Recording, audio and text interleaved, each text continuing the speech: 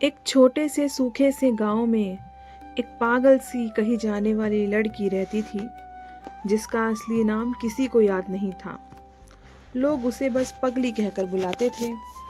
उसके बिखरे बाल, धूल से सना चेहरा और टूटी सी हंसी गांव वालों के लिए मजाक बन चुकी थी। बच्चे उसे पत्थर मारते, औरतें उसे देखकर दरवाज़ा बंद कर लेती और मर्द उसे देख हंसते हुए कहते, ये तो बोझ है धरती पर। लेकिन कोई नहीं जानता था कि वो लड़की कभी बहुत पढ़ी लिखी, संवेदनशील और सपनों से भरी थी। शहर में उसका एक छोटा सा घर था, माँ बाप भी थे, कॉलेज भी था और ढेर सारे सपने थे। मगर एक रात उसके साथ ऐसा हुआ जिसे समाज ने अनदेखा कर दिया। कुछ दरिंदों ने उसकी इज्जत, उसकी आत्मा और उसकी हंसी तीनों को कुचल दिया। और जब वो टूटे दिल से पुलिस के पास गई तो उसे ही शर्मिंदा किया गया। घर लौटकर जब उसने माँ को सब बताया तो माँ सदमे में बीमार पड़ गई और कुछ महीनों के बाद बेचारी की माँ भी चल बसी। पिता ने चुप्पी ओढ़ ली और बेटी को बोझ मानने लगे। लड़की भीतर से टूटती गई, रातों को चीखती, दिन में खोई रहती और धीरे धीरे वो इस दुनिया से कटती गई।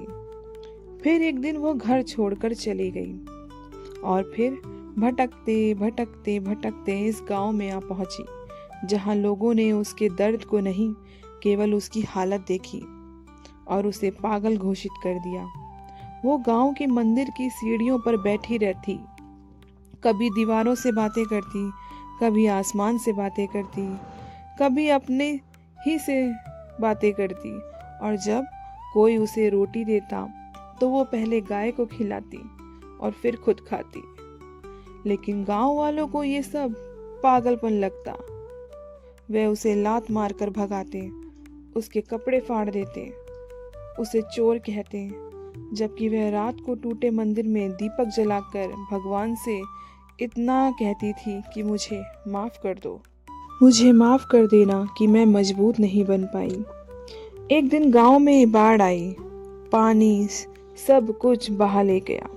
लोग डर से भाग रहे थे और उसी पगली ने उन सब बच्चों को जो स्कूल में फंस गए थे अपनी जान पर खेल कर बचाया। वो कीचड़ और बहते पानी में कई बार गिरी, बेचारी को चोट भी लगी, खून बहा, लेकिन उसने हर बच्चे को अपने कंधों पर उठाकर सुरक्षित जगह पहुंचाया। जब आखिरी बच्चा सुरक्षित हुआ तब वो खुद बहा गई और अगले दिन उसका शव नदी किनारे मिला। तब गांव वालों को पता चला कि जिस लड़की को वह पत्थर मारते थे वह देवता से कम नहीं थी। उसके पास मिले एक पुराने डायरी से उसकी कहानी सामने आई, उसका नाम, उसका अतीत, उसका दर्द और यह भी कि वो रोज मंदिर में बैठकर उन लोगों के लिए दुआ करती थी जो उसे सताते थे। जब पहली बार गांव की आंखें शर्म से झुक गईं, लेकिन तब तक बहुत देर हो चुकी थी।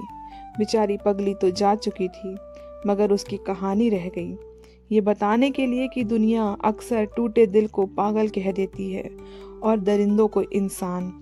और उस दिन के बाद उस गांव में कोई भी किसी अजनबी को पागल कहकर पत्थर नहीं मारता था, क्योंकि उन्हें पता चल गया था कि कभी कभी सबसे टूटी हुई आत्मा ही सबसे ज़्यादा भगवान के करीब होती है।